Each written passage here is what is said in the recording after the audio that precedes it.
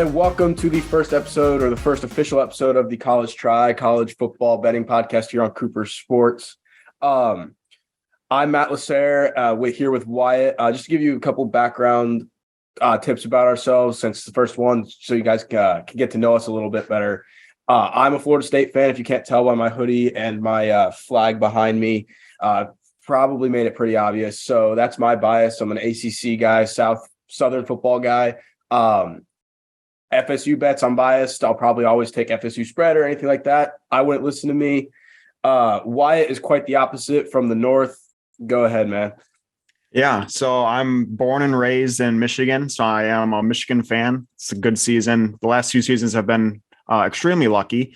Michigan fan. I currently live in Washington, D.C. area. Thankfully, the sports teams here suck, so I still am Michigan fan, Lions fan, so I hold that alliance to those teams as well. Been in sports betting for quite a bit, ever since it kind of became legal. I wouldn't say I'm an expert in any opinion. One could say I'm actually extremely bad. Really easy to fade if that's what you want to do, which is very profitable if you are committed to it. But yeah, excited to get after college football. It's my favorite sport. I love it the most, and it's a great year. As I said, to be a Michigan fan and just be a fan of college football. Yeah, it's been a wonky year in college football, a lot of chaos, or at least it's setting up for a lot of chaos so far. Before we get into the rankings, let's see what set up the rankings and recap a few of the games that happened. The biggest ones being, first off, TCU, Texas. Got to say, I was surprised. It's probably the first defensive Big 12 game I've ever seen. Like, that just doesn't happen at all. And TCU, once again, proves us all wrong. And after me fading them for about the third straight week, I probably should not do that anymore. What do you think, Wyatt? Yeah, so I'm in the same exact boat. Been fading TCU all year. Never really thought they were legit. It was a huge win for them in Austin. That's a really hard place to play.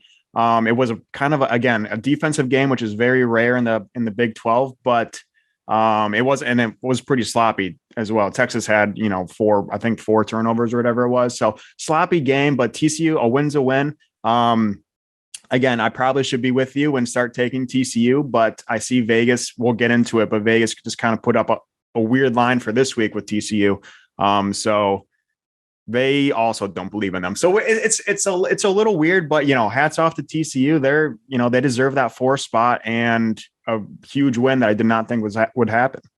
Yeah, for me, their biggest thing is just shutting down those stars. I mean, Texas has talent all across the board. I mean, they always do. They just can never seem to do anything with it. But I mean, the way they were able to stop Bijan Robinson, who I don't even know how many yards he has or the stats, but I think it was like one of his worst games he's had throughout college. And in my opinion, he's the best running back in college football, other than maybe Blake Corum. And for them to stop him the way they did is just huge for the brand, huge for the program. And it's just, they keep proving that we shouldn't be disrespecting them, even though I felt, and I texted you about this the other day in that group chat, I felt like ESPN or everyone was kind of setting them up to lose. Like, it's just, they finally got, for the first time all year, they had all this media coverage. I was seeing player interviews. Sonny Dykes was probably on every single sports network known to man this past week. And just, it felt like with all this media coverage, it's just setting them up for failure, just too much on them and too much pressure. And I honestly think that ESPN or everyone doesn't want them to win. I mean, which would you rather brand-wise for TV deals, TCU in the playoff or a USC or a Tennessee? Pretty easy answer. Right. But other than that, the other big game is obviously Bama Ole Miss. I didn't go to the game, but I was in Oxford, and the Grove is like amazing. It's so much fun. I had I had Ole Miss plus 11. That line was moving like crazy when it came close to game time. I think it opened at like Bama minus 14 and closed at minus 10.5 right before kick. I was lucky to get it at 11. If you got any of the numbers, it still would have hit because it was a great game. A couple weird calls there too, or missed calls. What'd you think there? Yeah. So going back to that weird line. So I did get screwed by Bama last week, or I guess it was 2 weeks ago at the LSU, that minus 13.5, whatever that crazy line was. So as much as I'm fading TCU, I am tailing Bama like crazy. And I did it again this weekend and took Bama minus 11.5. Was dead pretty much from the get-go. I could tell it was going to be a close game. Bama does squeak by. Good win for them. But again, there's just not a world where they can salvage the season and make it to the playoffs. So still, get a great bowl, possibly a New Year's Six bowl, but it is a huge win. I feel bad for Ole Miss. It would have opened up a whole different avenue in the college football playoff rankings, but that's just another team we can cross off the list. Yeah, Bama, again, tough schedule. It's a really tough place to play out in Oxford, but they did it, got the win. So good for them. Yeah, and it didn't help that LSU couldn't lose as well right after that or right before that in the noon game. If Arkansas would have won that game, that also opened up a lot more for both Bama and Ole Miss. It makes that game that much better or bigger in terms of making the SEC championship. But now, and I guess we have really two more games to recap. That transitions into LSU Arkansas. That was a great game, another defensive close game until really the end. It was cold. It was snowing in Arkansas. So, I mean, it kind of, for me, it surprised me that LSU was able to play that well in those conditions. I'm surprised Brian Kelly, first year, is in Atlanta. Great for them. Now they're looking at playoff hopes still too, which is surprising. Really, like I said, one extra point away for being a true playoff contender. Right now, they're kind of still on the outside looking in. I personally think it's hard to leave out an SEC championship champion, even though that's very unlikely for LSU still. What do you think of that game? Yeah, that one is it was a weird line. Vegas was really playing into the emotional game of the previous one between Bama and LSU, but the line was only at 3.5 with KJ Jefferson out, Arkansas's starting quarterback. So line was still at 3.5 with their starting quarterback out. I know Arkansas obviously has dudes that can fill his role, but it just seemed weird. But so I knew it was gonna be a close game. I would have loved for them to lose just to totally cancel them out. But yeah, we could have a situation. We'll talk in a little bit. We could have a situation where we do possibly. It's really low percentage, but we could have a 2-loss team in the college football playoff, depending what LSU and Georgia do in that SEC championship game, which was just solidified by that win and Ole Miss's loss. So we have that to look forward to. LSU, Georgia, and I think that is 3 weeks, 2 weeks, whatever it is. So that'll be a good game. If, obviously Georgia's most likely going to close it out to, take LSU out of it. But again, if LSU wins, we have a really big debate on our hands there. Yeah, and before we get into that, this kind of encompasses all the rest of the games, or most of the games we're going to recap. The Pac-12 just had an atrocious week for the brand, for everybody. It looked like Oregon was their best chance to get into the playoff, and they also had USC sitting there, and they had two fairly good chances to make the playoff finally. The Pac-12 is normally the conference that's on the outside looking in, but Oregon falls to Washington, and UCLA gets upset by Arizona. Just a tough week out west for them. Obviously Oregon's now canceled out of the playoffs. UCLA never really had a chance because of how bad they lost to Oregon, but still, it's just, we literally last week when we did our test run of this, we were saying how the Pac-12 looks stronger than they ever have, or not ever have, but just in a long time. And I guess whenever we say things, they like to smack us right in the mouth. And yeah, that seems like to be a reoccurring problem that we have. But quickly going on those two games, the Oregon game, yeah, that's, they played Washington. Washington's a great game. It was in Eugene, so Oregon was the home team and still lost that game. So that is a pretty bad beat. But the worst beat is UCLA losing at home to Arizona. It was by 6, so it was still a close game. But Arizona, man, those guys are that's like losing to an Indiana in the Big Ten, or a Boston College in the ACC. That's just a really, really bad beat. Unacceptable, to be completely honest. And that, this week, that weekend just damaged, even if USC does win this conference championship, that just really damages their resume there, just how weak they did last week. So not great for them. No, not great. Now your only hope is USC, which still we don't even know. I guess we'll get into, now we'll go to the rankings. They really didn't change that much, or the top 4 did not change at all. Same thing. I look at it as Michigan, Ohio State are tied, and Tennessee is basically in at 4 right now, just because we all know that matchup's coming. It'll probably be the game of the year, and it is basically a quarterfinal playoff game is the best way to put it.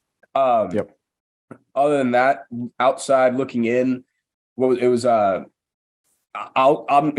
to consider this as Tennessee in at 4, but really it says Tennessee 5, What was the next one? Sorry, I'm not even looking at it. Yep. Tennessee 5, LSU's 6, USC is 7, Bama's 8, Clemson is 9, and Utah's topping it off at 10.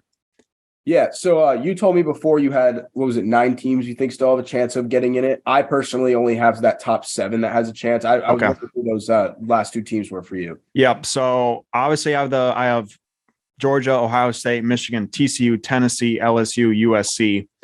And then I did put in the opportunity of Clemson and UNC. I just think the winner of that ACC, based off of how these the committee is ranking the ACC, it's very slim, but it will be interesting if Clemson, that ACC championship game, which was solidified last weekend, so they will play each other.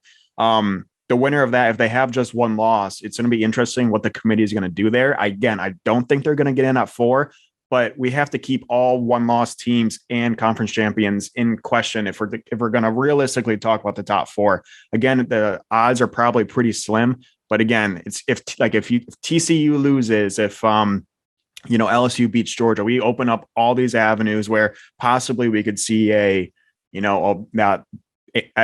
ACC champion getting in. So I just kept them in probably for another week or 2. UNC does finish off the season against NC State, so that's a pretty tough matchup. Clemson has a cakewalk, so Clemson I am projecting to be a one-loss team heading into the ACC championship. But it is, we got to still talk about it, in my opinion, a little bit, just because the ACC's been, or an ACC team has been in the playoffs since, I think it's maybe 1 or 2 years they haven't been, but it's either Florida State or Clemson every single year from the ACC. I think last year was the only year that they didn't have one in, I want to say, because Pitt won the ACC championship. In general, I mean, I would love to see an ACC team make it. I just think it's kind of doesn't have as much of a shot, just because it's a lot of the good wins that would come from the ACC have kind of fallen off, right? So like Wake Forest fell off. NC State is starting to fall off. They don't have Leary starting for the rest of the year still. That's thanks to Florida State. But it's just hard to see him in. I mean, I wrote an article about it this past week that we really should be talking about UNC more. Clemson always gets their time. They always get talked about because it's Clemson. But UNC, I mean, has been a big surprise this year that no one's really talking about. Drake May. Personally, I love Drake May. When we get into Heisman talk later, he is one of my top people who I think should be in New York right now. But I mean, he's 5th in passing yards, 6th in completion percentage. I know he's up there in passing touchdowns too. I just feel like he hasn't been getting media exposure up until maybe a little bit more this past week. You're starting to see a little bit more, but Drake May is a very, very, very dangerous in my opinion. And I think they have a good shot to beat Clemson in that ACC championship game.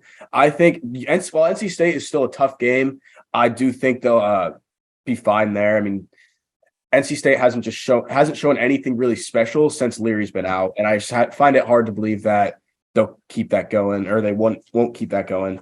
Clemson, again, they just don't. All the wins just have kind of fallen off, and that Notre Dame lost. It doesn't look as bad anymore because now Notre Dame has proven they're a good team, and that's also UNC's only loss. So, like, if UNC were undefeated right now, we're having a completely different conversation, and they're probably sitting there. My guess is undefeated UNC is probably sitting at 5, right below TCU, or maybe they gave more respect to TCU and put them at 4, and Tennessee is looking at a hard way to get in. But again, that shoulda, woulda, coulda. ACC has kind of just fucked themselves, in my opinion. Yeah, I agree. Kind of sucks. But in general, I think the best team who's kind of farther out that has a chance to get in right now is USC. They have a tough schedule coming up, right? They play UCLA and Notre Dame, which are both looking like they're going to be tough games. And then after that, you'll have Oregon or a chance to avenge your one loss against Utah in the Pac-12 championship, which will also be decided this weekend because Oregon and Utah play.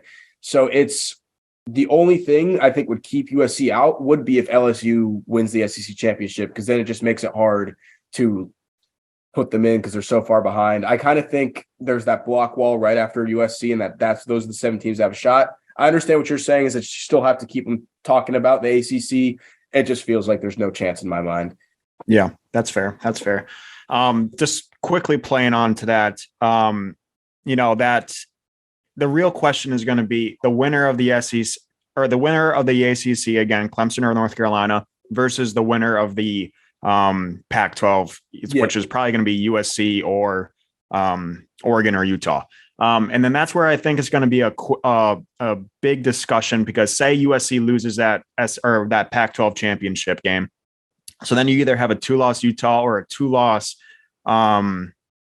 Oregon. And then you're comparing that to a 1-loss, either Clemson or UNC. So that's where I think just you got to kind of keep the ACC, at least for maybe one more week, just to keep them in the picture. Because I think even with a 1-loss Clemson, I think they're going to get in over a 2-loss USC or a 2-loss Oregon, just simply because of the record.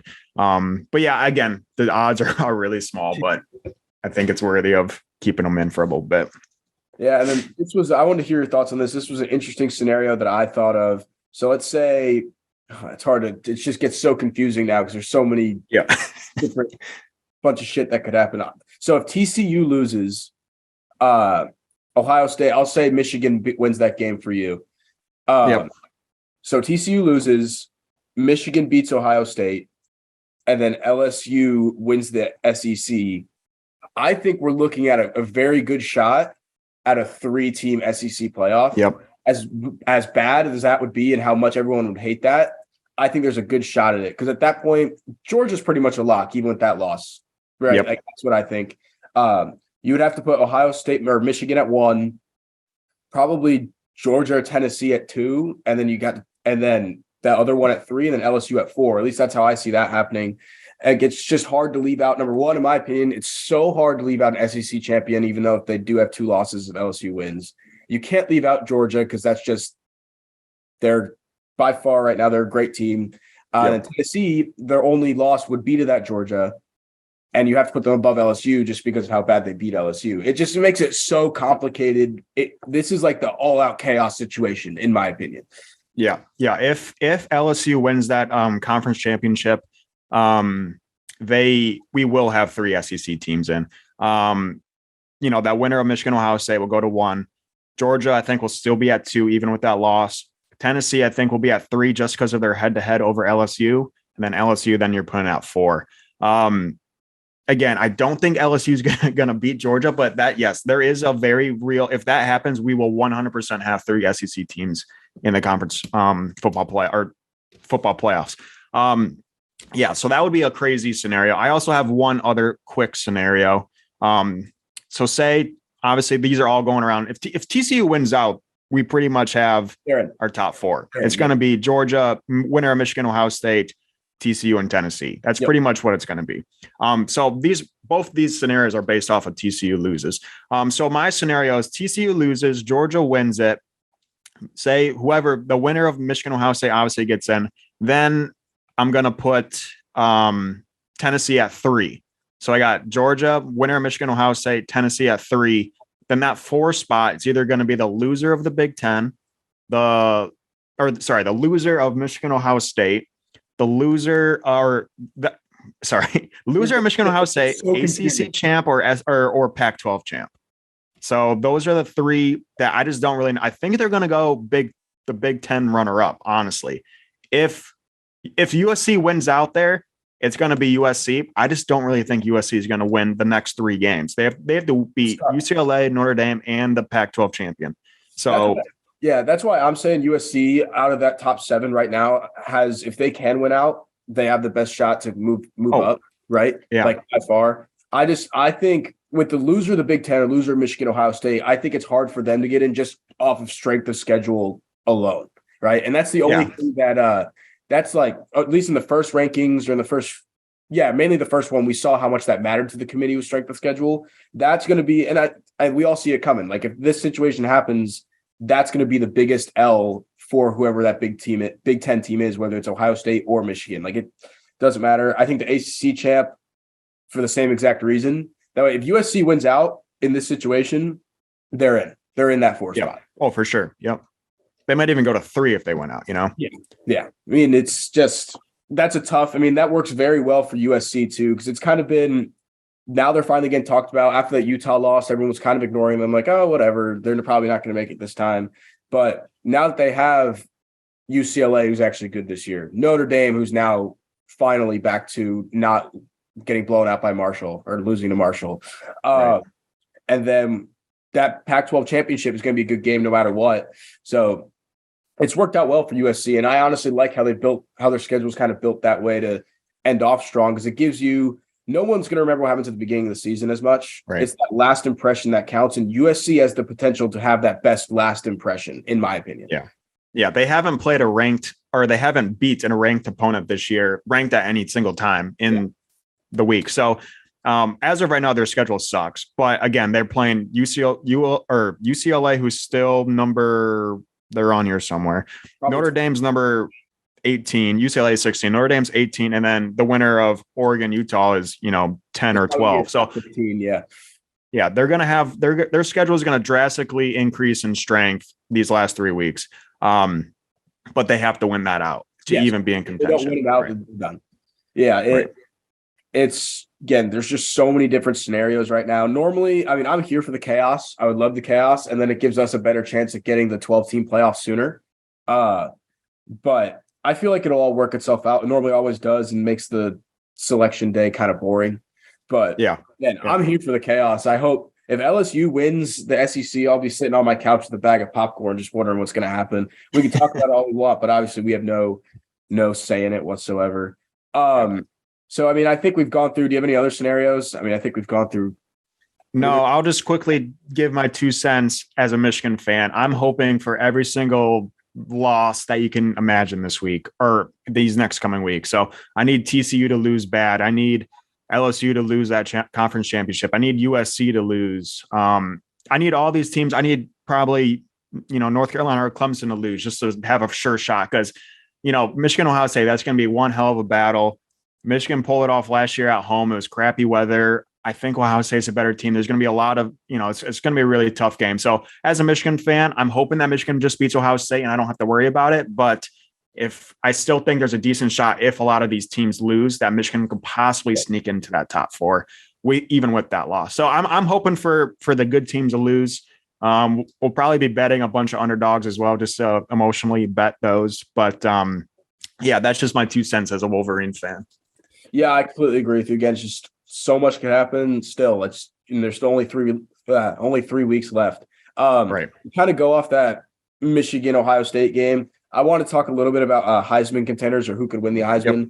Yep. Right now, I talked about it a little bit last week when we did our test run. Right now, I think it's Hendon Hooker, because he's the only one with the Heisman moment so far. And for me, a Heisman moment means a lot. I feel like we've been missing that a bunch of years, but it just makes you stand out more than anybody, in my opinion. But after that, I do think your boy Blake Corum has the best chance to have another Heisman moment in that Michigan-Ohio State game. I mean, if Michigan wins that game and he's running all over the place, he's doing it, I think he gets it hands down. After that, I have Drake May, who his best chance for a Heisman moment is probably the ACC championship game, right. Even though it might not mean too much at the time. We don't know yet, but those are probably my top 3 right now. What are yours? Yeah. So quickly, I forgot to look this up. When's the Heisman announced? That's after the conference championship games? Yes. Yeah. It should be like a week or 2 after that. But before the playoffs? Yes. Yeah. Like the 2 or 3 days before the. Yeah. Okay. Yep. So my thing there is, I think you're correct with Hooker. He's had a crazy season. That win against Alabama was crazy. He threw for however many yards and however many touchdowns. He looked unbelievable. But my only problem with that is his moments are now done. Yeah. So like his next 2 games, and he's not going to play in a SEC championship. So his next 2 games are against South Carolina, who's pitiful, and Vanderbilt, which I don't even know why they're in the SEC. So he really has will probably still put up big numbers to help his numbers case. But there's really no one's really going to be watching those games. So for me, and then obviously, Drake May is going really under the radar here. It depends where you look. I looked at MGM earlier today. May is at plus 500 as a 3rd favorite. But I haven't watched him much, but he does have potential in this ACC championship game. I don't think he's going to win it. I'm going to double down on my take that the winner of Michigan, Ohio State will have the Heisman winner, either CJ Stroud or Blake Corum. I just think that, that game, I know Alabama, Tennessee was a huge game. Tennessee, Georgia, which was a big game. But I think this Michigan, Ohio State game is going to be one of the biggest, if not the biggest of the year, just because of its implications. So I think if both of those guys, or if the winner between that game, if that player has a good game, I think they're going to walk away with that Heisman, whether it's CJ Stroud, say Stroud throws for 4 TDs, 300 yards, or, Corum runs for 200 yards, 3 TDs. I think just the winner of that game is going to be the Heisman winner. And if I'm never going to put money on Ohio State player, but I think Stroud's going to take it plus 130 right now. I think that's great odds. He's been minus odds all year. So I think having him plus money, I'm never going to take it because I despise the guy, but I think that's probably the play. And I think, they don't really compare too much, but if you look at how like CJ Stroud last year went to New York, no one really thought he was going to win. Everyone knew Bryce Young. I personally thought Kenny Pickett should have had it, but it was going to go to Bryce Young. It's kind of a lot. Drake May kind of comparing it to that. He's going to be in New York and he's going to get that experience. He's going to get everything. And then next year, because he's still young, he's going to come back and probably do it all over again. We're going to be looking at him all year because CJ Stroud, like you said, has been favored all year for the Heisman. And I think that's just going to be Drake May next year, right? It's just kind of the same exact script. But I do agree with you on that Michigan-Ohio State. I don't know how I forgot to mention CJ Stroud, but that is like I said, I'm a sucker for Heisman moments. That's a prime spot for both of them, either Blake Corum or CJ Stroud to have it. And I think it's just an easy winner of that takes it. I agree with you there because no one from other than Hendon Hooker, no one from the SEC has really stood out. Bryce Young has just his offensive coordinator sucks this year with Bill O'Brien. So he just has Stetson Bennett isn't really a candidate. He just has a great defense. He's got too much around him. Like it's either Hendon Hooker from the SEC or Blake Corum and CJ Stroud.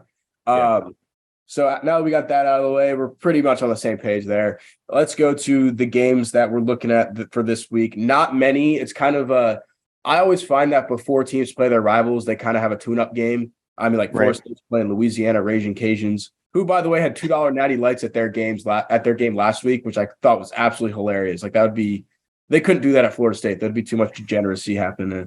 But so we got, first off, we have TCU Baylor, USC UCLA, and then you wanted to go into Michigan Illinois. For TCU Baylor, I have an interesting side on this. I think that, like we mentioned a little bit earlier, the line is wonky. I believe it's only TCU minus 2.5 right now, unless that moved. Yep. But an interesting stat that I heard is that the last 2 Big 12 teams to start off 10-0, I'm not exactly sure what teams they are. I forget. I heard it, but the last 2 big teams that started off 10-0, that 11th game was against Baylor, and they all lost. Not that means anything, but it's just something interesting to think about. I'm finally not going to fade TCU, and I'm taking a minus 2.5. I'm sure I'll get screwed over, but I just don't see any way TCU loses this game. No, I completely agree. That is interesting though on the Baylor. I believe it was probably Oklahoma one of those years, and Oklahoma's always on the field. But I'm gonna kick myself I'm just gonna kick myself for this, but I'm gonna take Baylor plus 2.5. It's such a weird line. TCU, I've got screwed by them the last 2 weeks. I'm gonna risk the weird line. It's at Baylor. It's at TCU. It is a rivalry. It is a rivalry. Yeah, it is a rivalry game. It's such a stupid line. I'm just gonna take Baylor 2.5, plus 2.5. I can't even fathom why they just lost 31-3 last week. So I don't know what's going on, but it's just weird. Vegas hates the Horned Frogs too, apparently. I don't know what to say about that. Like it's just weird how everyone is just every week gets TCU and it always comes out the other way. Now, the biggest game of the week, even though I don't even know where College Game Day is going, I don't think they're going to it, but USC, UCLA, obviously that has playoff implications way more, in my opinion, than TCU Baylor does, just because Baylor's not as good. But like we said, USC needs to win out these next 3 games to have their best shot of making the playoff and have the best shot at avenging that one loss to Utah in the the Pac-12 championship game. What do you think? I haven't even seen the line on this. I'm going to go look right now. Yeah, it's a low line. It's 1.5 point favorites and for USC. So my thing on this game is I believe it's at UCLA, but I don't know if you ever watch a UCLA game. There's probably 1,000 people that show up in total. The stadium's 45 minutes from campus. It's in downtown LA, which is a bitch to drive through. So there's really no home field advantage here. And they're playing USC, who's right next door. So there's really no home field advantage here. I'm going to take USC as much as I would need them to lose. I'm going to take USC at that 1.5 point spread. Yeah, I agree with that there. I mean, I kind of lost faith in UCLA after that Oregon game, even though Oregon was at their peak at that point in time. It's just I think they're a good team. I just don't think they can play up in big games. And like you said, there's no home field advantage. There might even be more USC fans there because they Right. actually care about football.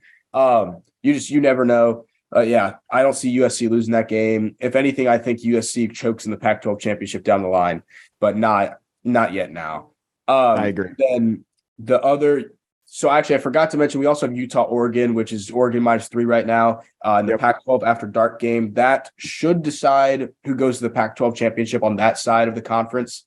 I hope Oregon has a comeback after last week. I love Bo Nix. I think he's been one of the biggest surprises this year, especially after how everyone hated him at Auburn and how they started off the year against Georgia. Cam Rising also good, but I'm on the Bo Nix train if I'm being honest with you.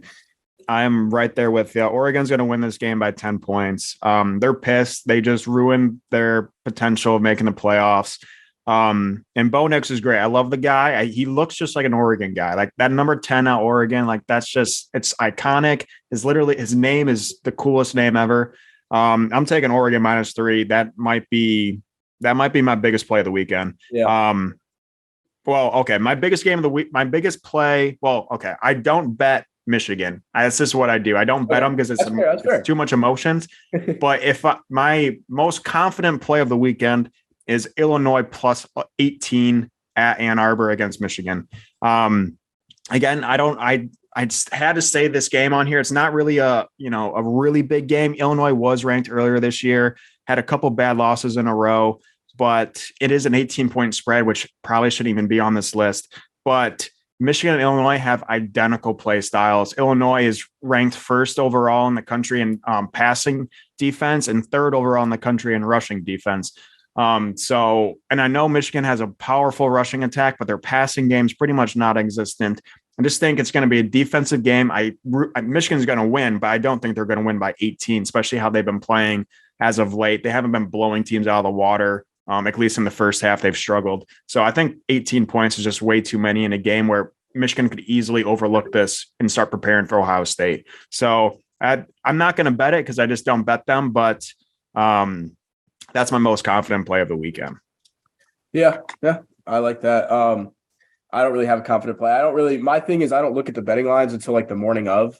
I like doing all my shit last minute. But before we go, because this is the last thing, I didn't text you about this, but I thought of it right before we went on.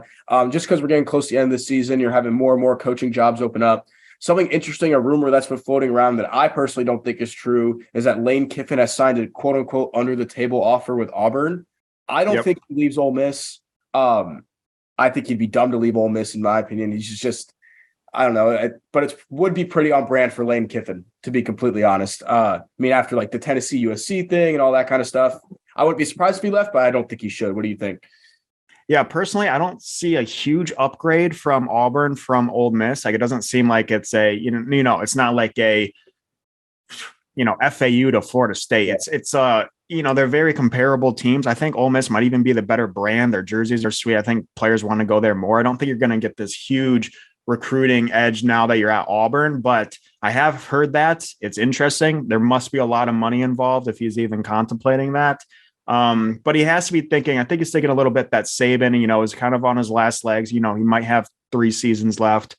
He could, go till he dies. You never know of Nick, but he could start stealing those Alabama kids. So maybe that's his thought process, but I just don't really see why he's doing that. It must be some sort of money related thing. Yeah, honestly, if I were him, I would wait till that Alabama job opens. Because I think if that Alabama job were to open later on, like 5 years down the road, I think Lane Kiffin is still a top candidate for that then. Yep. I honestly think it'd be between Lane Kiffin and Dabo, because Dabo's an Alabama grad, and obviously Lane Kiffin coached under Nick Saban. Another interesting one is just Deion Sanders' name keeps popping up literally everywhere. I personally don't think Auburn or like a big program should get him. Maybe Georgia Tech. I just think here's my thing on Deion Sanders is he used to coach. So I not born in Dallas. I grew up in Dallas, and he was a high school football coach in Dallas, not the head coach. And he wasn't even seen as like a good high school football coach. So now all of a sudden everyone thinks he's a great recruiter. And that's just because he's Deion Sanders. Like everyone wanted to go play for Deion Sanders, like Travis Hunter, who screwed us over. But I think the best fit for Dion is not Auburn, is not Georgia Tech. I think it's USF. Because, I mean, then you get a jump from an FCS to a group of 5, like most people do. And he's from Fort Myers. So he's from the Tampa area. Fort Myers is kind of a little more south, but he's from the Tampa area. So he should be able to recruit that area fine. I just don't think, I think we're kind of getting too ahead of ourselves of giving Dion a Power 5 job. No, for sure. And I heard talks earlier today, I think it was on Dan Patrick, of Dion possibly going to Nebraska. Dion's thrived at the HBCU he's at, Jackson State. He's done wonders there. He's an emotional coach. He knows how to get those guys right. You can't pick a more opposite program from Jackson State than Nebraska. You're in the middle of nowhere, bunch of hillbilly farmers, and then it just doesn't make any sense. I think he's very much to me like Dan Campbell is an emotional coach, knows how to get his players in the right mindset, knows how to encourage them, fire them up before the games. But when it comes to X's and O's, both those coaches, I just don't think have it all there. But yeah, it's funny that it's talks. It's just because it's prime time. It's just, that's why they're doing it. It gets media attention. But I think UCF would be a good fit. I don't think he's ready for a Power 5 yet, or even close to a Power 5 in the next couple of years. Yeah, I mean, and other than that, I think it could be interesting if Matt Rule, for Auburn at least, I think Matt Rule could be a good pickup if he's willing to coach. Right now, he's probably fine sitting on his ass with all the money he just got from getting fired. And also another thing, Jimbo, they'd have to pay him $85 million right now to leave. I've been hearing from people I know that they think they're about to start digging up dirt on him just to get him out with cause and not have to pay the $85 million, because it's been pretty much a failed, at least to this point, a failed experiment. They're probably about to have a bunch of people enter the portal after such a bad season. That number 1 recruiting class is going to be gone. I think you got to get rid of Jimbo, but you got to find a way to get that money down. Yeah, I agree. And kind of on the same terms, I know it's his first year head coach, but what's his name? Venables at Oklahoma. Yeah. You can't fire a coach after one season. That's just not how it works. But if he continues to lose next year, he might be gone week 4, week 5 if he goes, 1-3 in that time period. Again, you can't do that to a first year head coach, but it is Oklahoma, which has so much history, so much winning that they're, already getting antsy. Especially with a move to the SEC coming, that you can't. I mean, I think most people already think they're not going to do well in their first years of the SEC. They probably won't because it's just a transition period. But I mean, I think Texas will, because Texas have been able to recruit recently and they're looking good. Right. But if Oklahoma performs like this, if they can't win in the Big 12, you really expect to win in the SEC? That's just not going to happen. But that's all I have for this week. Before we go, I'm going to say we're all thinking about what happened at Virginia. The players lost, all that kind of stuff. I feel like I had to mention that. I have a friend who goes to UVA who was actually, I think he said he was the building next door or something where it happened. Obviously really sad. They just canceled their the game against Coastal Carolina. We're all thinking about them. I'm not super religious, but we're all praying for them. Sad scene out of there. But yeah, that's all I've got. Wyatt, you got any last remarks? Yeah, no, thank you for having us on, and thanks for watching, and go Blue as always. And hopefully this college football playoff works itself out on its own. All right. Have a good one, guys. We'll see you next week.